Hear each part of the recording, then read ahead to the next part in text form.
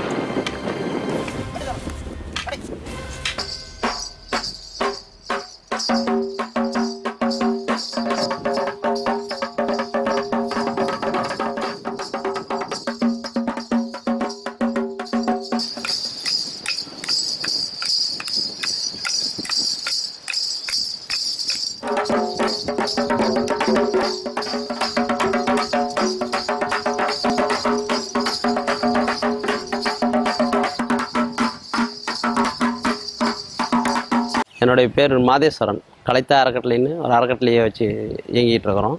ஈரோடு கரங்கல்பாளையம் தான் எங்களுடைய இடம். இது என்னென்னா, கலைகள், நம்மளுடைய நாட்டுப்புற கலைகள்லேருந்து சிலம்பம், இந்தமாரி பல்வேறு கலைகளை குழந்தைகளுக்காக கற்றுக் கொடுத்துக்கிட்டு வரோம் 25 ஆண்டுகளாக. அப்போ நம்மளோட கலைகள் என்ன அப்படின்னு பார்த்தீங்கன்னா, இந்த சிலம்பம் இந்த மாதிரியான நாட்டுப்புற கலைகளை செய்யும்போது இந்த 3 விஷயங்களும் கட்டுக்குள்ளே இருக்கும். அப்போ கட்டுக்குள்ளே இருக்கும்போது நோய் வாய்ப்படுறதுக்கான எந்த சாத்தியக்கூறும் இல்லாமல் இருக்கும். இது என்னென்னா, இந்த உலகம் எந்த அளவுக்கு புதுமையை நோக்கி போச்சோ அதே அளவுக்கு இன்றைக்கி பழமையை நோக்கி இன்றைக்கி எல்லாருமே வராங்க. இன்றைக்கி என்னென்னா, ஒரு காலகட்டத்தில் அரசு பள்ளியில் இருக்கிற குழந்தைகள் மட்டுமே இந்த சிலம்பம், நாட்டுப்புற கலைகள்லாம் பயிற்சி எடுத்துருந்தாங்க. இன்றைக்கி அப்படி அல்ல. இன்றைக்கி என்னென்னா, எல்லா தரப்பு குழந்தைகளும் எல்லா தரப்பு மக்களும் இந்த கலையை கற்றுக்கிறதுக்கு ரொம்ப ஆர்வமாக வந்துட்டு இருக்காங்க. அது ரொம்ப மகிழ்ச்சியாக இருக்குது எங்களுக்கு.